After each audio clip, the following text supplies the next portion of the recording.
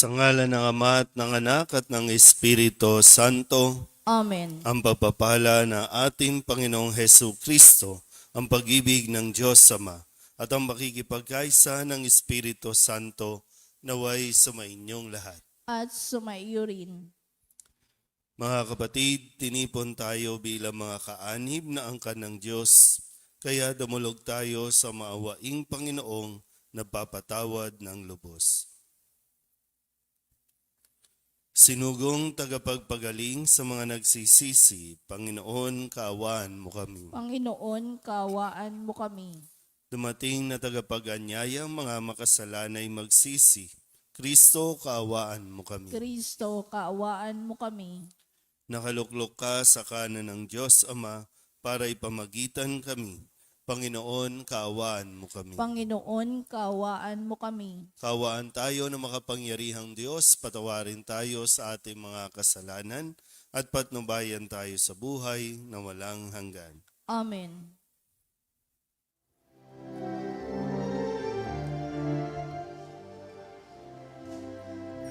Luwalhati sa Diyos sa kataasan, kaloob sa lumay kapayapaan.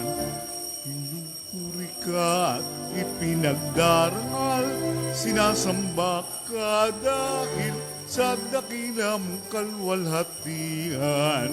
Panginoon naming Diyos sa rin ng langit, amang makapangyarihan, Panginoong Hesu Kristo, itong anak ng Diyos, kordero ng Ama, ikaw nag-alis ng mga kasalanan ng sanlibutan.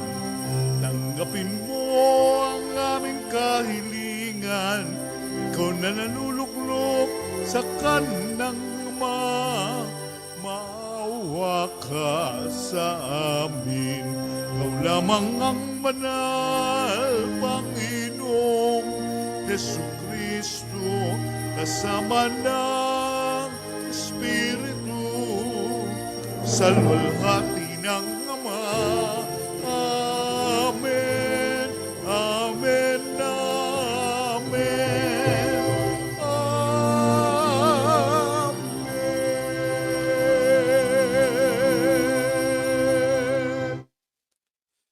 Manalangin tayo. Ama naming makapangyarihan, pinagkaisa mo ang iba't ibang mga tao para sambahin ang ngalan mo. Ang mga isinilang na muli sa tubig ng binyag ay magkaisa nawa sa pananalig at pagkamatapat sa pamamagitan ni Hesu Kristo kasama ng Espiritu Santo magpasawalang hanggan. Amen. Umupo ang lahat.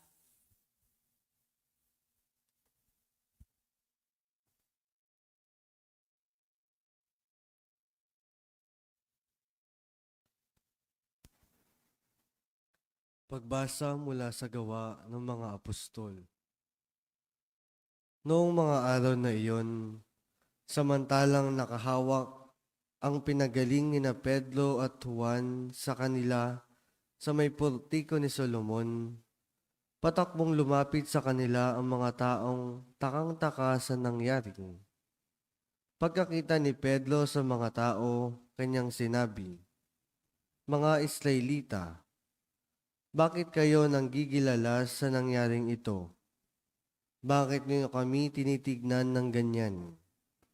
Akala ba ninyo'y napalakad namin siya sa pamamagitan ng sarili naming kapangyarihan o kaya'y dahil sa aming kabanalan?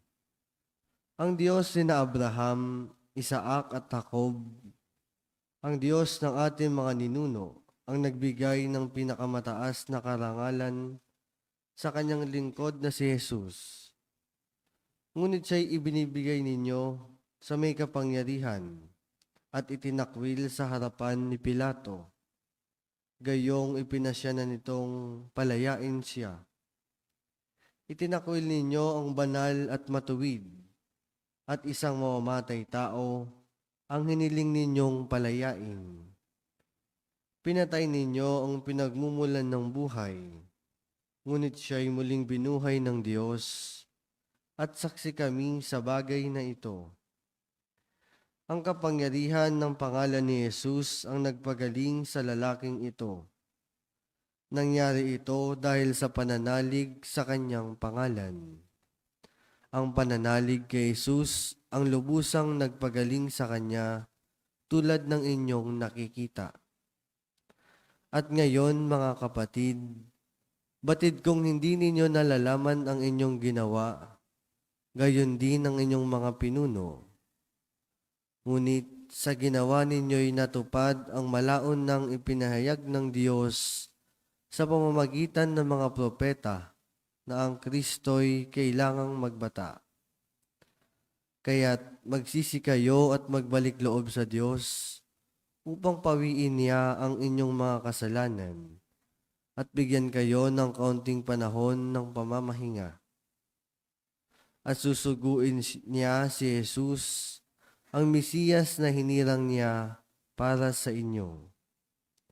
Siya'y dapat munang manatili sa langit hanggang dumating ang panahon ng pagbabago ng lahat ng bagay, ayon sa ipinahayag ng Diyos sa pamamagitan ng kanyang mga banal na propeta mula pa noong una.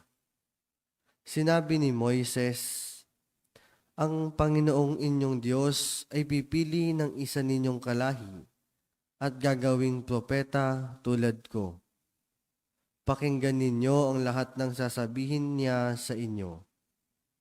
At lahat ng hindi makikinig sa propetang yaon ay hihiwalay sa bayan ng Diyos at lilipulin.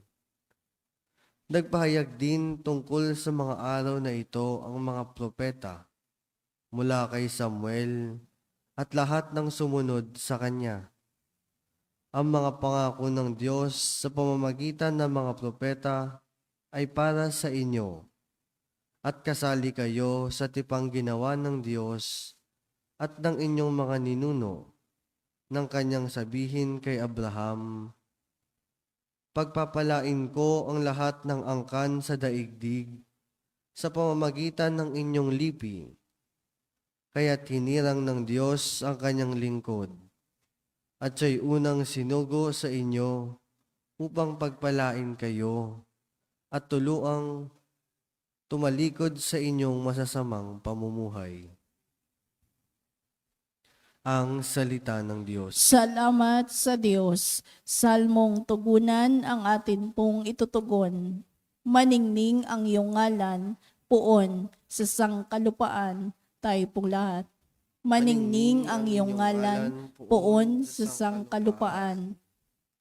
Ikaw o poon, Panginoon namin, laganap sa lupa ang iyong luningning. Ano nga ang tao upang iyong alalahanin? Ay ano nga siya sa sukal mong kalingain? Tugon. Maningning ang iyong ngalan, puon sa sangkalupaan. Nilikha mo siya na halos kapantay ng inyong luningning at kadakilaan. Pinamahala mo sa buong daigdig, sa lahat ng bagay, malakit maliit. Tugon. Maningning ang iyong ngalan, puon sa sangkalupaan. Mga bakat, lupa, tupat, hayop na bababangis, at lahat ng ibong nasa himpapawid, at maging sa isda sa ilalim ng tubig. Tugon. Maningning ang iyong ngalan, puon sa sangkalupaan. Tumayo ang lahat.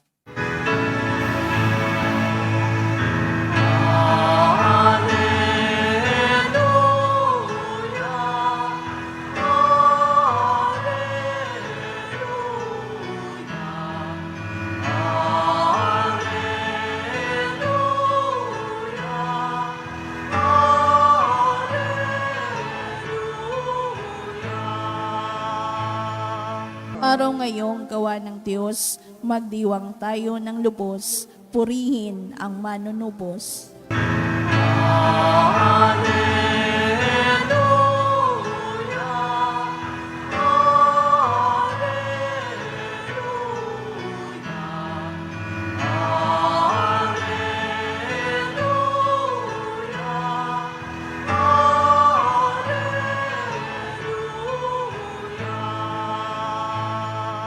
Sumainyo ang Panginoon. At sumaiyo rin. Ang mabuting balita ng Panginoon ayon kay San Lucas. Papuri sa iyo, Panginoon.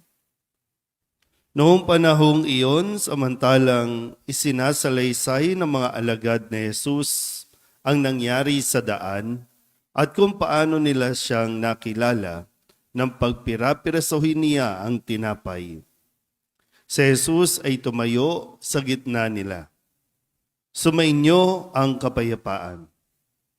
Sabi niya sa kanila, ngunit nagulat sila at natakot sapagkat akala nila'y multo ang nasa harapan nila. Kaya't sinabi ni Jesus sa kanila, ano't kayo'y nagugulumihanan? Bakit nag-aalinlangan pa kayo? Tingnan ninyo ang aking kamay at paa. Ako nga ito. Hipuin ninyo ako at pagmasdan. Ang multo'y walang laman at buto, ngunit ako'y mayroon tulad ng nakikita ninyo. At pagkasabi nito, ipinakita niya sa kanila ang kanyang mga kamay at mga paa. Nang hindi pa rin sila makapaniwala dahil sa malaking galak at pagkamangha, tinanong sila ni Jesus, may makakain ba riyan? Siya'y binigyan nila ng kaputol na isdang inihaw. Kinuha niya ito at kinain sa harapan nila. Pagkatapos, sinabi sa mga alagad, ito ang tinutukoy ko nang sabihin ko sa inyo noong kasama-sama pa ninyo ako. Dapat matupad ang lahat ng nasusulat tungkol sa akin sa kautusan ni Moises, sa mga aklat ng mga propeta at sa aklat ng mga awit. At binuksan niya ang kanilang mga pag-iisip upang maunawaan nila ang mga kasulatan. Sinabi niya sa kanila, ganito ang nasusulat. Kinakailangang magbata ng hirap at mamatay ang Mesiyas at muling mabuhay sa ikatlong araw. Sa kanyang pangalan, ang pagsisisi at kapatawaran ng mga kasalanan ay dapat ipangaral sa lahat ng bansa magmula sa Jerusalem. Kayo ang mga saksi sa mga bagay na ito. Ang mabuting balita ng Panginoon. Pinupuri ka namin, Panginoong Jesucristo. Isang magandang umaga po sa inyong lahat. Happy Easter po. Ngayon ay Huwebes ng 8 araw na pagdiriwang ng Pasko ng Pagkabuhay. At 4 na araw na rin natin naririnig ang kwento ng pakikipagtagpo ni Jesus sa kanyang mga alagad. Tingnan natin ulit, no? Si Jesus ang nakikipagtagpo. Si Jesus ang nagpapakita. Si Jesus ang naghahanap at sinasamahan ang kanyang mga alagad. Na ang mga alagad ay kanya-kanyang tago, kanya-kanyang takas, kanya-kanyang kung ano man ang kanilang drama sa buhay. Pero dito sa pang-4 na araw natin, sa gitna nila lumitaw si Jesus at ang una niyang sinabi ay, sumainyo ang kapayapaan. Pag sinasabi na sumainyo ang kapayapaan, no, sa English, ang pagparaan natin ng pagsasabi ay, peace na tayo. So, sino ba yung nakikipag-peace? Sino ba yung nagbibigay ng kapayapaan? Yung mayroong mga alitan. Yung may mga tampuhan o yung pinakamalalim, yung may kasalanang nagawa. Peace na tayo. Pero tandaan natin ulit, si Kristo ba ang may kasalanan? Si Kristo ba ang may pagkukulang? Si Kristo ba ang nang-iwan? Yung mga alagad. At kung tutuusin, sila talaga yung may kasalanan.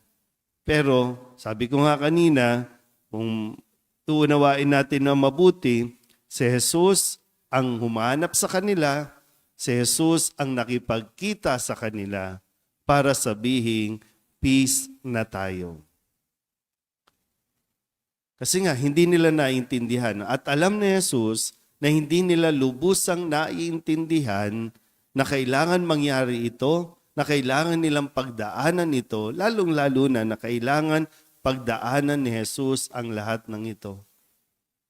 Tayo naman, no, kung babalikan natin ang ating karanasan, kapag meron tayong nagagawang kasalanan sa isang tao at aminado tayo doon, ang tumatalo talaga sa atin ay yung guilt natin. Yung hindi natin matanggap na nagawa natin ang isang bagay na ito doon sa tao. Hindi sa nagmamalaki tayo, hindi sa mas nagiging ma-pride tayo, kundi yung kalaban natin na yung sarili natin, bakit mo nagawa ito? Bakit ko nagawa yun? Bakit ko yun nasaktan? Bakit ko yun nagawa? At mahirap kalaban yung sarili. Kaya nga, dito, si Kristo mismo ang nakaunawa at umunawa sa kanilang naging kahinaan. Isang matinding hamon din ito, no? Kasi sabi ni Jesus, matapos siyang ibigay yung pagpapatawad. Kasi pag pisa tayo, ibig sabihin, pinapatawad ka na. So matapos siyang ibigay yung pagpapatawad, yung kapayapaan sa kanyang mga alagad, yung misyon na ibinigay ni Jesus, ang sinasabi niya, sa kanyang pangalan, ang pagsisisi at kapatawaran ng kasalanan ay dapat ipangaral sa lahat ng bansa. Kung hindi nila mararanasan ang pagpapatawad ni Jesus, may hirapan o hindi nila magagawang magturo at kalaunan yung gagawa sa kanila ng kasalanan ay hindi nila mapapatawad.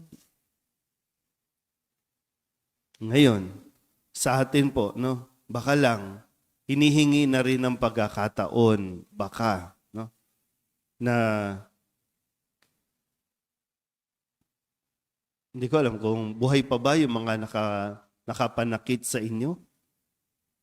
O kaya minsan kahit patay na, yung baka hinihingi na ng pagkakataon na ikaw na mismo ang magbigay ng pagpapatawad, ikaw na mismo ang magbigay at maunang makipag-ayos. Para sa atin, mabigat yon, mahirap yon. Kasi halos kalimutan na nga natin yung taong yon, yung ginawa sa iyo. Kinalimutan mo yung tao, pero yung ginawa niya, hindi mo kinakalimut-limutan. Kaya, andun tayo hanggang ngayon, ninanamnam natin yung sakit. So, ang diwa ng pagkabuhay ay pagpapalaya din ng ating mga sarili. Hindi siya nagpunta at nakipagkita sa mga alagad para manumbat. Nakipagkita siya para tulungan din itong mga alagad na ito sa kanilang nararamdaman dahil kailangan nila munang harapin, patawarin din ang kanilang sarili para lubusan nilang maibigay ang kanilang sarili sa misyon na magturo ng pagpapatawad, pagsisisi sa ngalan ni Jesus. Amen?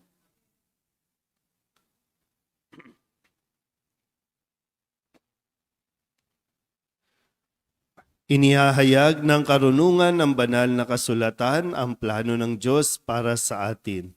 Sa ating paglalakbay kasama ni Kristo, idalangin natin na sa bawat araw, higit na maging maliwanag ang kanyang daan ng buhay.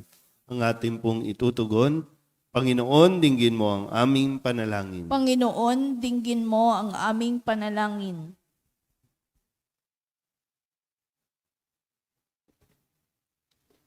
Bilang isang simbahan, naway maging tapat kami sa pagpapahayag sa Ebanghelyo ng pagsisisi at pagpapatawad.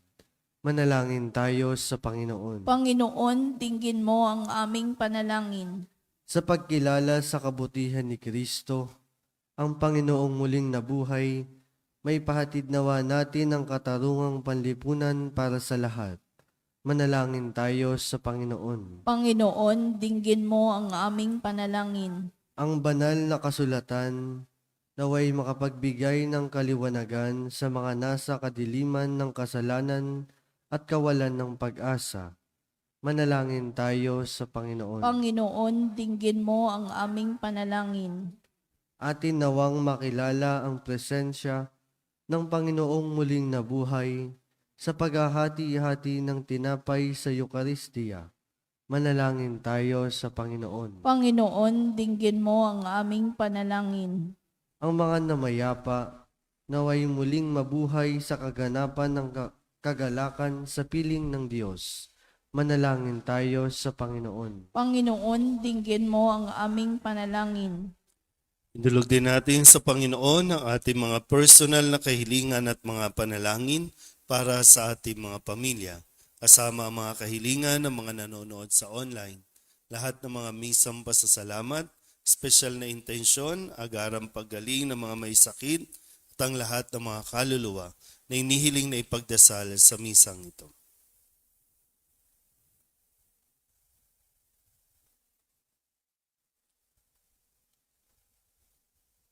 Ang lahat ng ito inihiling namin sa ngalan ni Kristong aming Panginoon. Amen.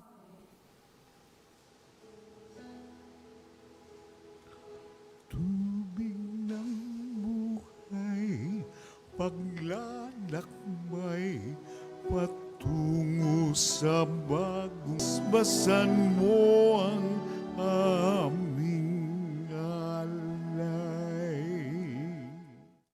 Manalangin kayo mga kapatid upang paghahain natin ay kalugdan ng Diyos Amang makapangyarihan. Tanggapin nawa ng Panginoon itong paghahain sa iyong mga kamay, sa kapurihan niya at karangalan sa ating kapakinabangan at sa buong sambayanan niyang banal. Ama naming lumikha, kalugdan mo tanggapin ang aming mga alay na ngayoy inihahain para sa mga hinirang upang ang mga niloob mong mabinyagan ay magkamit ng iyong tulong ngayon at kailanman sa pamamagitan ni Jesucristo kasama ng Espiritu Santo magpasawalang hanggan. Amen. Sumainyo ang Panginoon. At sumaiyo rin. Itaas sa Diyos ang inyong puso at diwa. Itinaas na namin sa Panginoon. Pasalamatan natin ang Panginoong ating Diyos. Marapat na siya ay pasalamatan. Ama naming makapangyarihan, tunay nga marapat na ikaw ay aming pasalamatan, lalo ngayong ipinagdiriwang ang paghahain ng Mesiyas,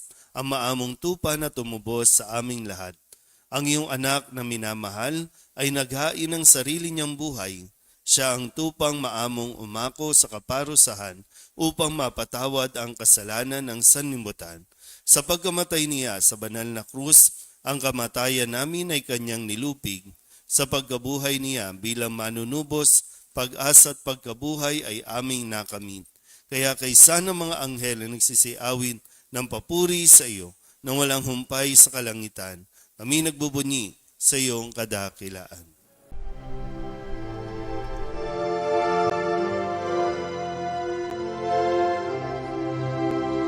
Santo, Santo, Santo, Panginoong Diyos makapangyarihan, napupuno ang langit at lupa ng kalwalhatian mo.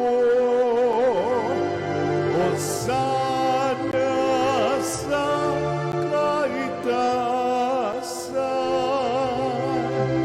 pinagpalang na paririto sa ngalan ng Panginoon. Hosana sa kaitaasan.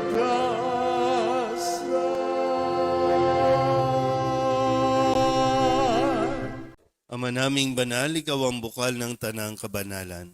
Kaya't sa pamamagitan ng iyong Espiritu, gawin mong banal ang mga kaloob na ito upang para sa aming maging katawan at dugo ng aming Panginoong Heso Kristo. Bago niya pinagtiis ang kusang loob na maging handog, inawakan niya ang tinapay, pinasalamatan kaniya, pinaghati-hati niya iyon, iniabot sa kanyang mga alagad at sinabi, "Tanggapin ninyong lahat ito at kanin, ito ang aking katawan na ihahandog para sa inyo.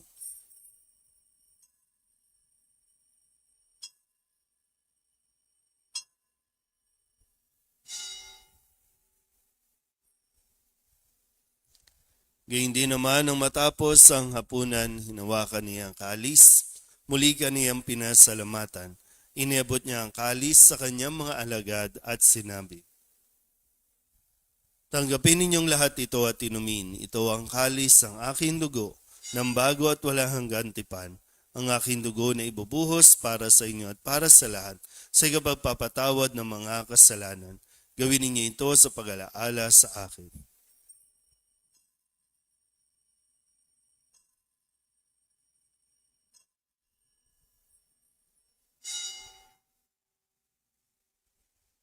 Ipagbunyi natin ang misteryo ng pananampalataya. Si Kristo'y namatay, si Kristo'y nabuhay, si Kristo'y babalik sa wakas ng panahon. Ama, ginagawa namin ngayon ang pag-alaala sa pagkamatay at muling pagkabuhay ng iyong anak. Kaya tiniaalay namin sa iyo ang tinapay na nagbibigay buhay at ang kalis na nagkakaloob ng kaligtasan. Kami nagpapasalamat dahil kami iyong minarapan na tumayo sa harap mo para maglingkod sa iyo. Isinasamo namin kami magsasalo-salo sa katawan at dugo ni Kristo ay mabuklod sa pagkakaisa sa pamamagitan ng Espiritu Santo. Ama, lingapin mo ang iyong simbahang laganap sa buong daigdig. Puspusin mo kami sa pag-ibig kay San Leon na aming Papa at ni Jose na aming Obispo at ng Tanang Kaparian. Alalahanin mo rin ang mga kapatid naming nahimlay na may pag-asang sila'y muling mabubuhay, gayon din ang lahat ng mga pumanaw. Kawaan mo sila at patuloyin sa iyong kaliwanagan. Kawaan mo at pagindapating kaming lahat na makasalo sa iyong buhay na walang wakas. Kaysa ng mahal na Birhen Maria na ina ng Diyos, ng kabiyak ng puso niyang si San Jose, kaysa ng mga apostol at ng lahat ng mga banal na namuhay dito sa daigdig ng kalugod-lugod sa iyo, may pagdiwang nawa namin ng papupuri sa ikararangal mo sa pamamagitan ng iyong anak na aming Panginoong Hesu Kristo. Sa pamamagitan ni Kristo, kasama niya at sa Kanya, ang lahat ng parangal at papuri ay sa iyo, Diyos Amang makapangyarihan, kasama ng Espiritu Santo, magpasawalang hanggan. Amen, amen, amen. Amen, hallelujah. Purihin ang Diyos, purihin ang Diyos. Amen, hallelujah. Amen, amen, amen. Amen, hallelujah.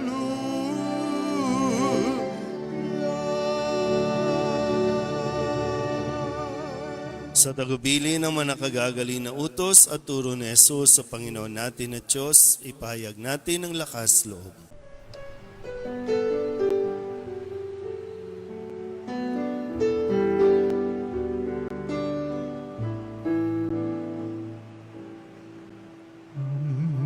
Namin sumasalang ka, sambahin ang ngalan mo, mapasamin ang kaharian mo, sundin ang loob mo. Dito sa lupa para ng sa langit, bigyan mo po kami ngayon ng aming kakanin sa araw-araw at patawarin mo kami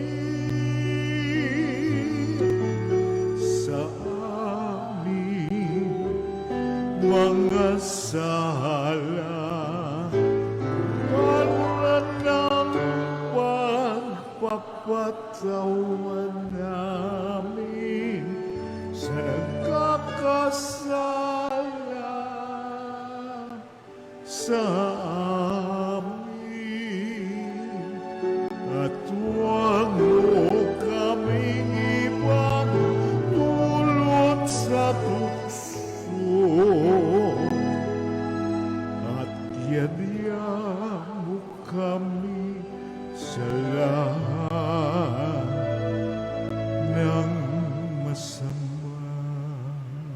Hinihiling namin kami iadya sa lahat ng masama, pagkalooban ng kapayapaan araw-araw, iligtas sa kasalanan at ilayo sa lahat ng kapahamakan, samantalang aming pinananabikan ang dakilang araw ng pagpapahayag ng tagapagligtas naming sa Yesu Kristo. Sapagkat iyo ang kaharian at ang kapangyarihan at ang kapurihan magpakailanman. Amen. Panginoong Hesu Kristo, sinabi mo sa iyong mga apostol, kapayapaan ang iniiwan ko sa inyo, ang aking kapayapaan ang binibigay ko sa inyo.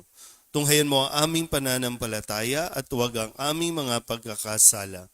Pagkalooban mo kami ng kapayapaan at pagkakaisa ayon sa iyong kalooban, kasama ng Espiritu Santo, magpasawalang hanggan. Amen. Ang kapayapaan ng Panginoon ay laging sumainyo. At sumaiyo rin. Magbigayan po tayo ng kapayapaan sa isa't isa.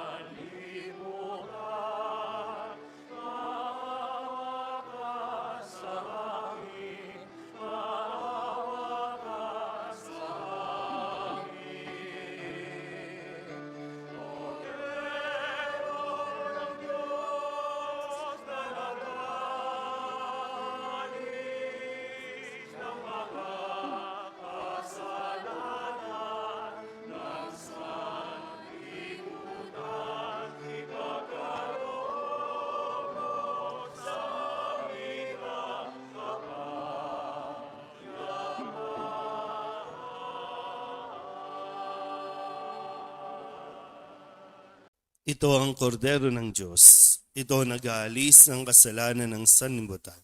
Mapalad ang mga inaanyayahan sa kanyang piging. Panginoon, hindi ako karapat-dapat na magpatuloy sa iyo, ngunit sa isang salita mo lamang ay gagaling na ako. Katawan ni Kristo. Amen.